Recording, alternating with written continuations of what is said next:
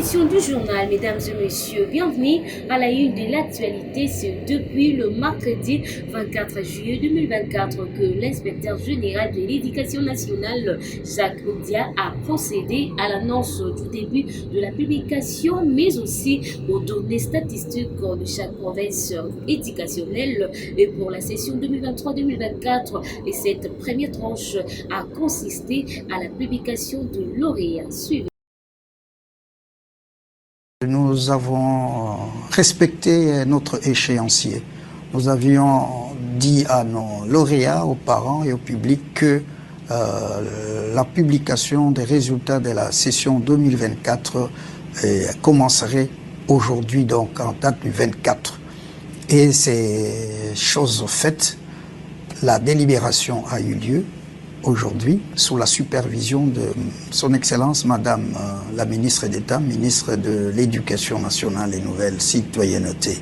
Vous avez ce soir l'occasion de suivre les meilleurs lauréats. Et c'est donc le début de la publication. Voilà, grosso modo, nous savons que pour obtenir son diplôme d'État, il faut réaliser plus ou moins 50% dans l'ensemble des épreuves. Et c'est ce qui a été respecté. C'est particulier cette année. On comprend bien qu'il y a avancé, il y a amélioration. Le nombre de filles participantes a augmenté. Nous prenons par exemple la province éducationnelle de Kinshasa-Moamba. C'est donc siège limité. Le nombre de filles en termes de pourcentage, les filles, 74% de réussite pour les filles. Et les garçons, 64%. C'est encourageant. Il faudrait bien les féliciter. Kinshasa Plateau, c'est donc Kinkole, le siège c'est de ce côté-là. Et vous avez pour les filles, 84% de réussite. Les garçons, 68%. De participants. Alors, Congo Central 1, avec siège Matadi, vous avez pour les filles 72% de réussite et les garçons, c'est 53% de réussite. Là, il y a diminution pour cette année pour les garçons, alors que chez les filles, c'est une montée assez bien remarquable. Mais vous avez également la province du Kwilu, 66% des garçons et 67% pour les filles. Et voilà, dans l'ensemble. Nous signalons également l'Équateur, 1, Mbandaka. Vous avez dans l'ensemble 67% des réussites pour les filles et 63% pour les garçons. Voilà, c'est à encourager. Les filles sont revenues. Je crois qu'elles ont compris pourquoi elles doivent être là.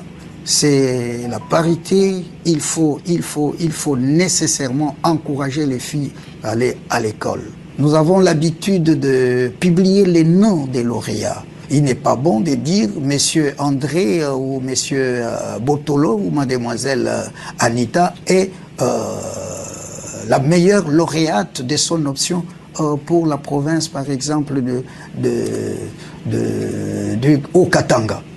Eh bien non, ça ne sera plus exposé sur la voie publique, dans les médias, dans les réseaux sociaux.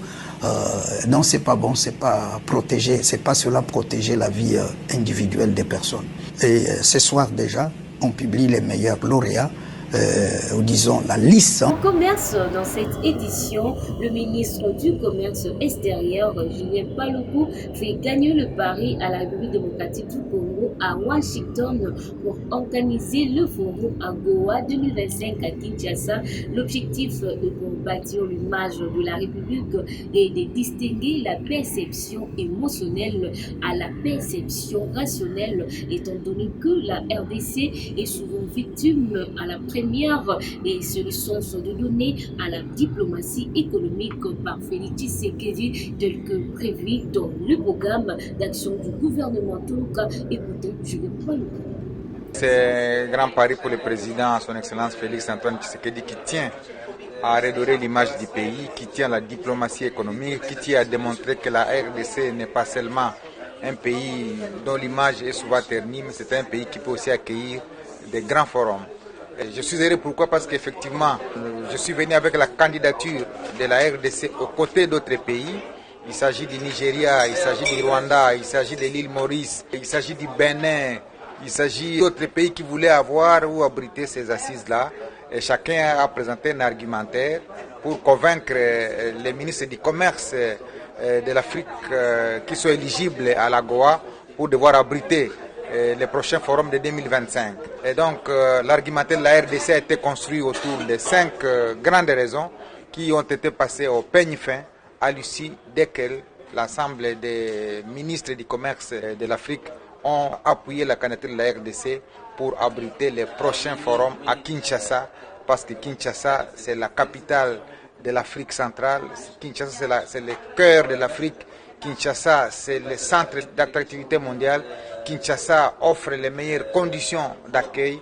Kinshasa offre toutes les facilités à tous les pays africains qui s'y rendront désormais. Et Kinshasa va désormais être au cœur des débats pour cette loi AGOA, qui est en fait une loi américaine qui permet aux pays de l'Afrique subsaharienne de devoir exporter leurs produits made in Africa des États-Unis sans paiement de frais de douane. Et donc la RDC va être au cœur de cette grande activité et nous sommes heureux d'avoir présenté aussi l'une des avancées majeures pour avoir adopté la stratégie nationale AGOA RDC que beaucoup de pays n'ont pas encore adopté. Donc ce sont là les arguments qui ont milité en faveur du choix de la RDC et nous souhaitons la bienvenue à tous les pays africains à Kinshasa au mois de juillet ou au mois d'août 2025.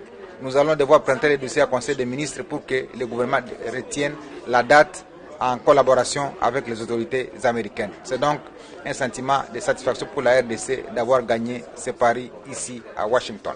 Les pays gagnent sur plusieurs fronts.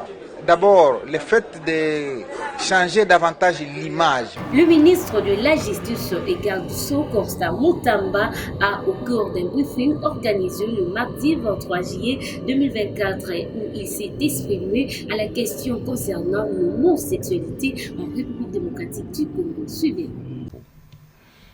Le gouvernement de la République, à travers le ministre de la Justice, ne s'attaque pas aux homosexuels. Je l'ai dit, nous voulons assainir les mœurs. Nous voulons moraliser la vie publique. Je pense que cela nous concerne, nous, aujourd'hui, et même les générations futures. Ce que nous réprimons, c'est l'apologie de la dépravation des mœurs, des antivaleurs à caractère sexuel en général. Indistinctement. Ça n'est pas que les homosexuels, même les hétérosexuels.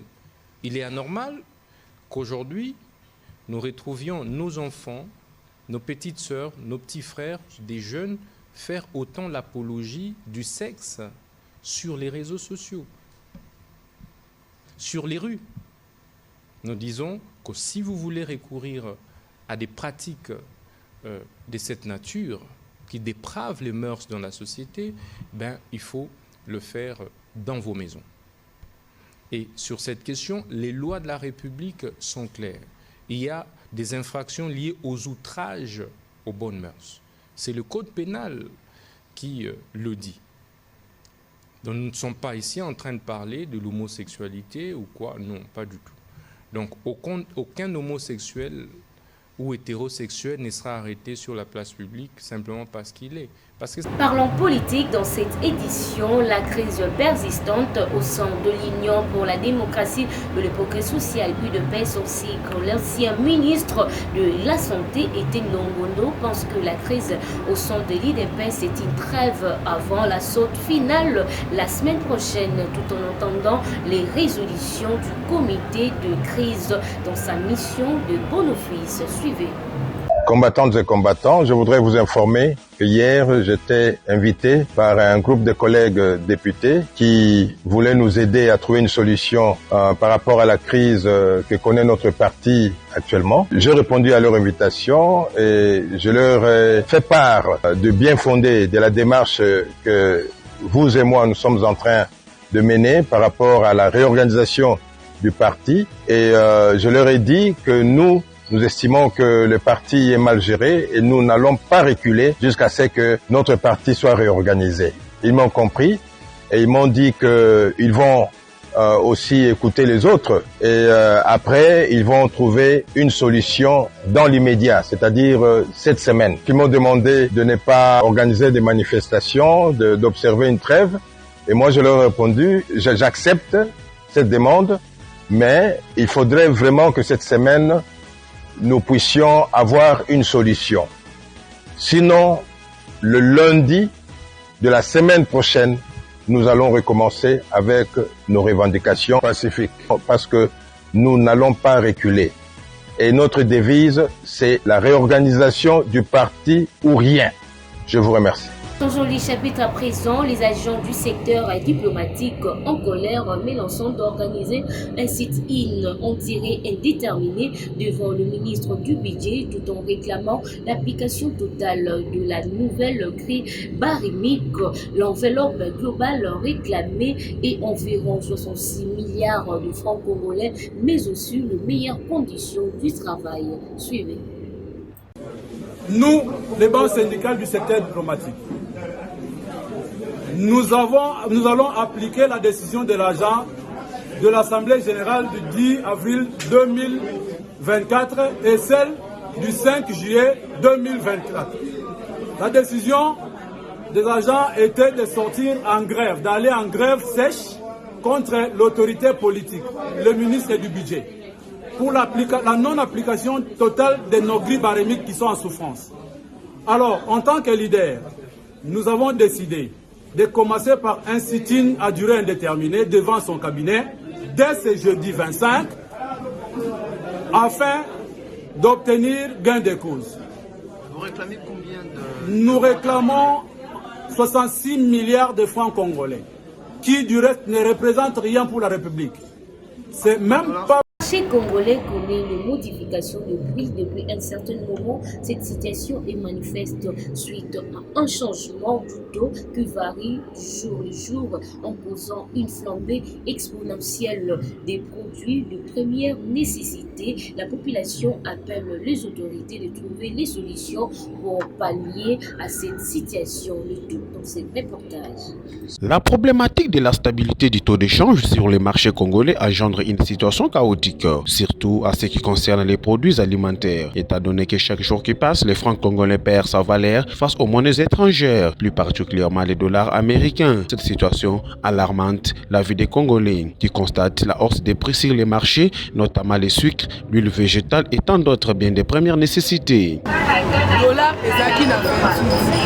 Tant toke lundi, dollar direct 29,500. Yango moni tozotsa ba prix boye, poto soit moi 500, bana ba soit moi lipa, moi mikate. Siko soki biloko za koma. Biso poto to kitandenge. Yango mokonzi asuba biso tapona toko. Toko kate, poto survivre ndeni na bana papa na. Otra pe école minerval to soma biloko to suka. Côté la biso na mikambo. Ni pas poto ndo soma la gomme 1500. Lele la gomme komi 3000. Te na mboka o sepe to kufa mboka to éviter. Président tebaki au président au voter mais demona na mboka changement exact. Biloko comme ka cher dollar test connaît comme combien? Na 30. Donc en tout cas papa doit souffrir ma casse. Somi biloko cher. Teka mo cher pona to za mo mais e teka bongo ebele mais Regrettant cette montée en flèche de la situation, le vendeur monte au créneau afin que l'air desiderata soit pris en compte par les pouvoirs publics. Il est temps que le slogan Peuple d'abord. La saison sèche en République démocratique du Congo est marquée par des grippes en répétition qui est signalée par des toux sèches bouche, le maux de tête et tant d'autres maladies. Cette situation n'a pas laissé le docteur David Ondu-Ferrand qui parle de raisons et de méthodes de la prise en charge. Écoutez. Ok, voilà, s'il faut parler de la prise en charge, c'est que la population quinoise doit retenir et que nous avons des manières de prendre en charge. D'abord, il y a une prise en charge préventive. Et deuxièmement, nous avons la prise en charge symptomatique. Donc, quand on parle d'une prise en charge préventive, on voit, c'est une prévention, une mesure préventive. Donc la population doit, surtout pendant la saison sèche ici, qui est la grippe bat son plein, la population doit entretenir surtout l'environnement, les milieux. Il y a beaucoup de poussière, surtout pendant cette saison, parce que vous savez qu'il est difficilement de pleuvoir pendant cette période. Alors il faut assainir les milieux. À chaque fois, il faut souvent arroser nos parcelles, oui, voilà. Il faut arroser nos parcelles, éviter surtout qu'il y ait des poussières un peu presque partout, parce que c'est l'une des raisons qui cause beaucoup plus la grippe. Oui, si la prise en charge est tardive, ça peut amener des complications ou telles on peut avoir une pneumonie basale qui est l'une des complications de la grippe saisonnière. Et aussi, ça peut évoquer plusieurs autres pathologies. C'est par ici que nous bouclons cette grande édition du journal. Mesdames et messieurs, merci de l'avoir suivi. À la prochaine.